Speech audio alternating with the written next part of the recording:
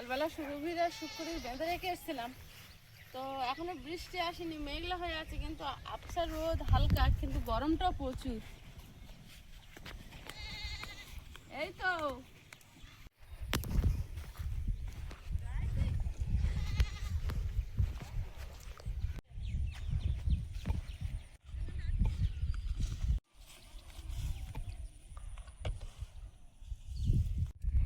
নমস্কার, সীমার ন্যাচারাল ব্লগের আরও একটি নতুন পর্বে আপনাদের সকলকে অনেক অনেক স্বাগত জানিয়ে সম্পূর্ণ নতুন ভিডিও নিয়ে উপস্থিত হয়েছি।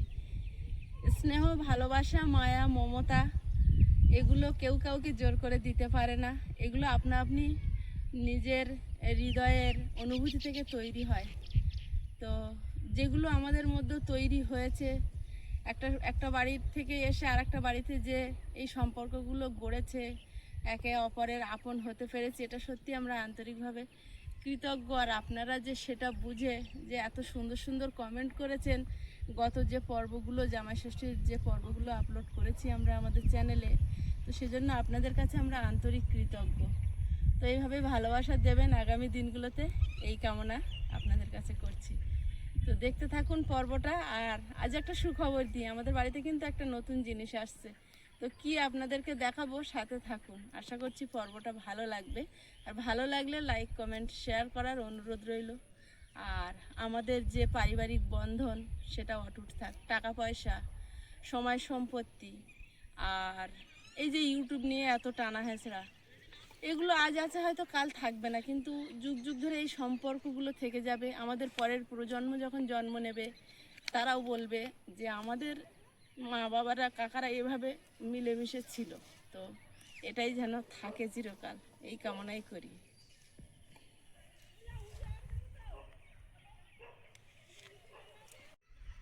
এখানে নতুন মাটি ফেলেছিল আমাদের ওই কাকু, যে কাকু চাষ করতে আসে, রাস্তা তৈরি করেছে ওনার জমির পিছনে, এটা রাস্তা তৈরি করেছে ভবিষ্যতে যদি কিছু করে বা যাতায়াতের জন্য আর কি। বলে না কাঙালের শাকের খাত দেখাতে নেই, আমি এসেছিলাম ওদেরকে জল খাওয়াতে, তাই এত সুন্দর শাক হয়েছে দেখে কিন্তু আমি বসে পড়েছি, যে যাই বলুক আমি একটু শাক তুলে নেব, দুপুরবেলা খাওয়া যাবে। দেখো তুলে নিয়ে যাই, রোদ তো, রান্নাঘরের ছোঁয়ায় বসে বাঁচবো। সবে ফুল আসছে, এখনো কচি আছে, এখন খেয়ে নি, প্রিয়াঙ্কাও দেখলে খুশি হবে। শাক সবাই পছন্দ করে, নতুন মাটিতে তো খুব সুন্দর দারুণ হয়েছে। আরে বৃষ্টি হচ্ছে না এখন বারে বারে।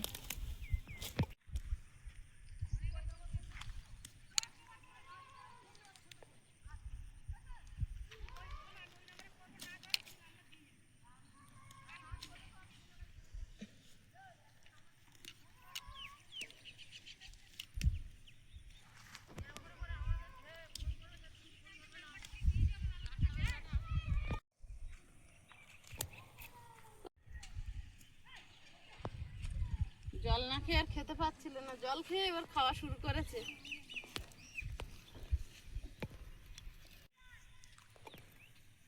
বাবা কি গরম গো, বিরাট গরম দিয়েছে। ঘরে পালিয়ে চলো। দাঁড়াও, শাকটা তুলে নি। আমি সহ্য করতে পারছি না। তুমি সহ্য করতে পারছো না? শাক তুলছে আমি, আর তুমি সহ্য করতে পারছো না? প্রায় হয়ে গেছে, আর একটুখানি নিলে হয়ে যাবে। কত সুন্দর হয়েছে দেখো তো, এই রেখে যাওয়া যায়? উফ, কখন যে শরীর কি হয় কেউ মানে কিছু বোঝার থাকে না। আমি যে আমাদের এই আয়ুষ যখন হয়েছিল, সিজারে আয়ুষ হয়েছে, তারপর থেকে আমি দেখি, লক্ষ্য করে, আমি পায়ের ওপরে ভর দিয়ে যে এইভাবে বসে শাক তুলছিলাম, 2 মিনিট আমি বসতে পারি না। বসলে মনে হয় যেন পা হাঁটু থেকে খুলে যাচ্ছে, এত যন্ত্রণা হয়।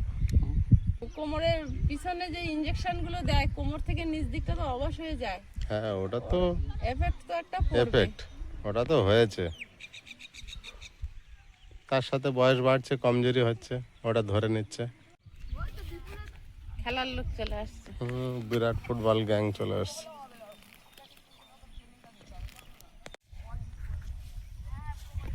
একজন আমাকে বয়স নিয়ে কথা বললো, তো কথাটা মনে পড়লো। একজন আমাকে কমেন্ট করেছে যে নামটা নিয়েছে, তো নামটা আর নিতে চাই না এই মুখে।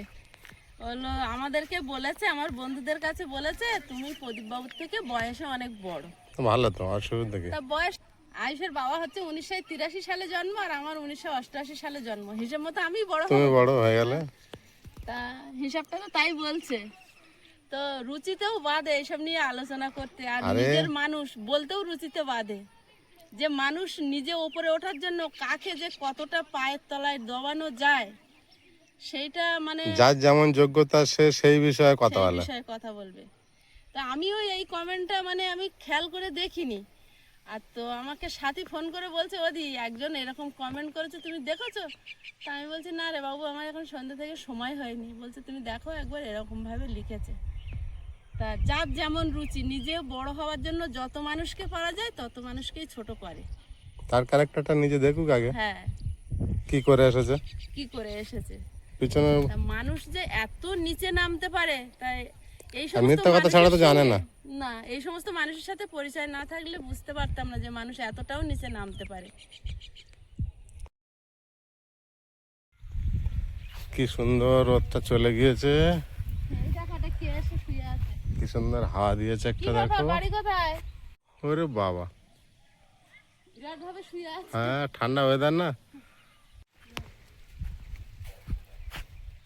আজকের। শামুক কোনো আসছে না তো। সাংবাদিক আছে, ফোন করে বলে দেয় যে আজ বৃষ্টি হবে, যাও।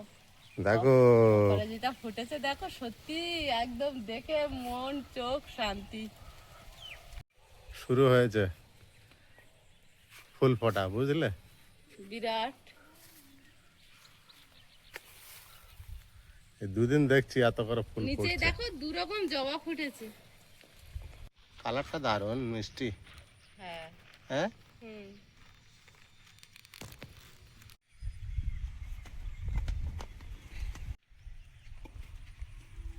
উঠোনের অবস্থা খুবই খারাপ। আর সে একটা জলওয়ালা দুদিন জল দিয়ে, তিনিও আর আসে না। আবার আয়ুষের বাবা এই কাদা দিয়েই গাড়ি বের করেছিল, এই যে গাড়ির দাগ পড়ে আছে, দিয়ে আর আয়ুষকে দিয়ে এসে জল এনেছে। আস্তে আস্তে ইটে ইটে এসো। স্লিপ হয়ে গিয়েছে। ইটগুলো স্লিপ হয়ে গেছে, সাবধানে। কদিন টানা বৃষ্টি, এগুলো তো সব ভিজে কাদা হয়ে আছে। এখন এখানে সেদ্ধ ভাত করি আর ডাল ভাত করি, যাই করি। এখানে আগে ব্যানার এনেছে আয়ুষের বাবা, ব্যানারটা পেতে দেবে, এখন পেতে নেবে বলতো? নাহলে তো পা দিলেই কাদা পায়ে উঠে যাবে।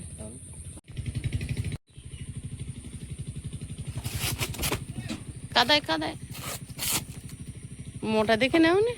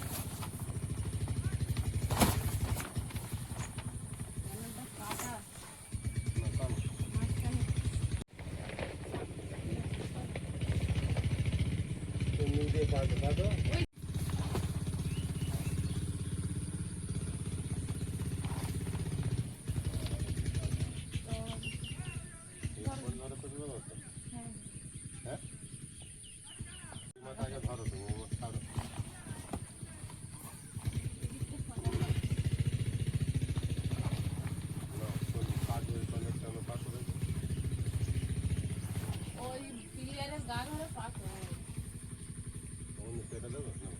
ভাঁজ করে দিতে হবে, কাটাকাটি হবে না। অন্য দুদিন পর ভেঙে দিতে আনবো, আজকে না। উনুন ধরে দেবো তখন।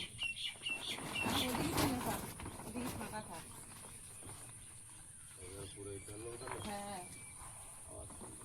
আবার তুলবো। ব্যানার পাতা আছে না কি?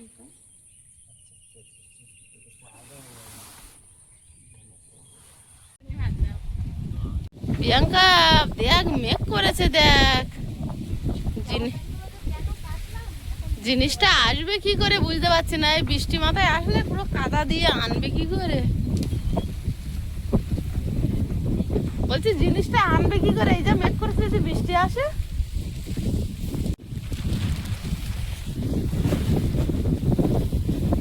উড়িয়ে নিয়ে যাবে না তো, এখানে মেলে দিচ্ছিস? না উঠতে দেবো না। বাবা বাবা আবার কাঁথা গেছেছিস? হ্যাঁ আর এখন কাঁথার ধারে আর বসতে পারি না, যেন ছেড়ে না। না ছিড়বে না, আমি এত কষ্টের জিনিস আমি ফেলাবো না, চাপ নি। তুই দুভাঁজ করে দিলি নাকি রে? কাঁথা তো অনেক বড়। এক ভাজি করেছি, ওই পাশটা একটু গোটানো মতো। এখানেই সেট হবে, টেবিলটা এখন যাবে এই খানায়। ঘরের রূপ কতবার পাল্টায়।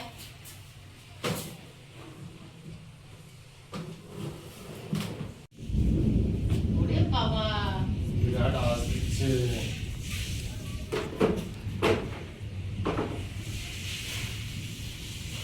না যে ঘরে তুলেছি, কিছু করার নেই। গ্যাস আছে কিন্তু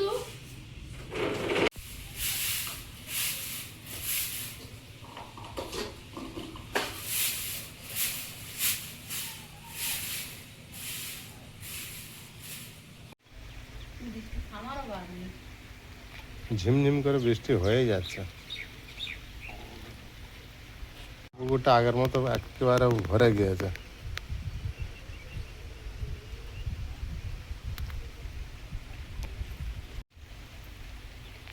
সীমা, ওই গাড়ি এসে গিয়েছে, হ্যাঁ এবার ওখানে থেকে বয়ে আনতে হবে। বিছনাটায় যাও।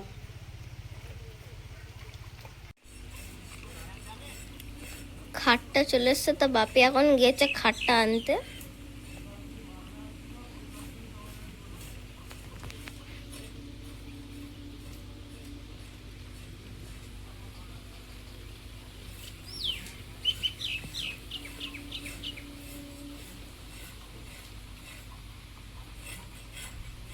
এই যে দিদিও যাচ্ছে, বাপি একা পারবে না, খাটটা একটু ভারী আছে।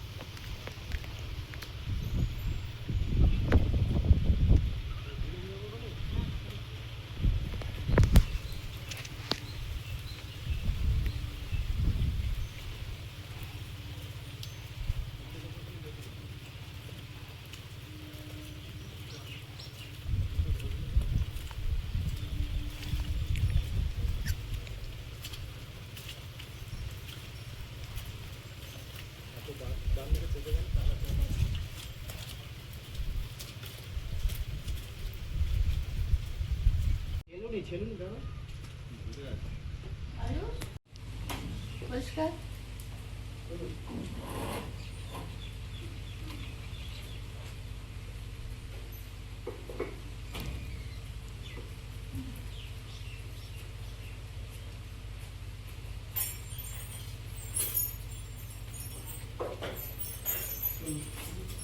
ভিজে গেছে।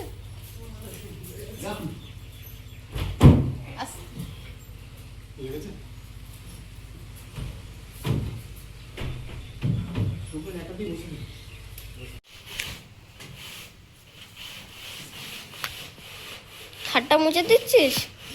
আসার সময় যা ভিজে গেছে আর প্লায়ের জিনিস না মুছলে হবে?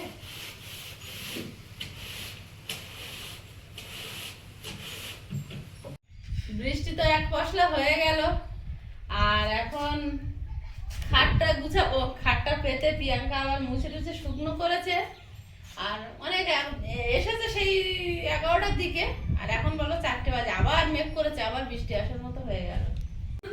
ভালোই মেঘ করেছে বুঝলে, প্রচুর মেঘ। বৃষ্টি আবার আসবে ওখানে। বর্ষাকাল, এখন বৃষ্টি হবে, সেটাই তো ওর স্বাভাবিক। উপরে একটা মাদুর পেতে রাখো নাকি? একটা মাদুর পাতবো এর উপরে, আর খাবার টেবিলটা এখানে ছিল, খাবার টেবিলটা ওই যে।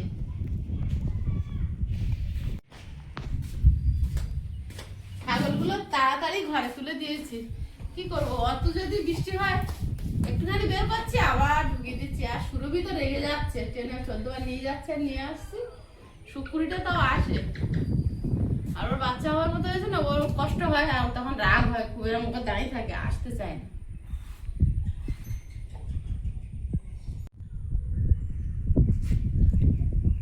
না, এর উপরে শুয়ে দেখো কেমন হয়েছে। ধরো মাদুরটা। একটা কি দারুণ লাগছে। এখন তো বর্ষাকাল পড়ে গেছে, আগে তো সারাক্ষণ এখানে বিছানা পাতা থাকতো। তো এই খাটটা, এটা চৌকি বলে, তাই তো? তো এটা নিয়ে এসেছি রেডিমেড কিনে, কারণ হচ্ছে এখানে মাটিতে আমি তো শুয়ে থাকি, আমারও ঠান্ডার ধাত আছে, ঠান্ডা লেগে যায়। তার চেয়ে বেশি আয়ুষ আছে প্রিয়াঙ্কা, তাও ওর ঘরে ওখানে জানলা আছে বলে ও আর খুব একটা এখানে শোয় না। আমরা এখানে শুই, আয়ুষেরও ঠান্ডা লেগে যাবে, অসুস্থ হয়ে পড়বে। তো এইটা এনেছি, সবসময় এখানে রেডিমেড শোয়া, রেডিমেড খাট। এই মাদুরটা পেতে দেবো ওর উপরে।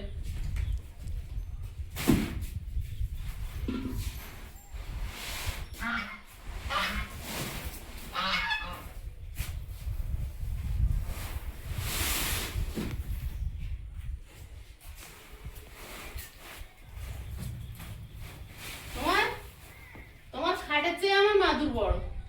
তা হোক। এই দেখো ভাঁজ করে দিয়েছি, কতটা দেখো, এই দেখো এত। ও তো 6 ফুট মাদুর। স্বীকার করলাম, এই দিলাম। কি সুন্দর হয়েছে। একটা কাঁটা পেতে, তাহলে একটা বালিশ দেবো। ওইরকমই থাকবে শুধু। একটা বালিশ আনি দাও। এই বালিশ, এই যে বালিশের কভার, এটা হচ্ছে বেড কভারের সেটে ছিল, আমাদের শ্রদ্ধেয় দিদি ভাই পাঠিয়েছিলেন। তো এই বালিশগুলো এখন নতুন বানিয়েছি কটা। তো একটা বালিশ এখানে দিলে দুজন, কতটা করে লম্বা, একটা বালিশ এখানে দিলে দুজন মাথা দেওয়া যাবে। তুমি আর আইস দুজনের মাথাতে শুতে পারবে। এই দিলাম। সবথেকে ভালো কাপড়টা। কাপড়টা খুব ভালো, আর কভারগুলো অনেক বড় বড়। বড় তো অবশ্যই, কাপড়টা শুয়ে মাথা দিয়ে হেভি আরাম।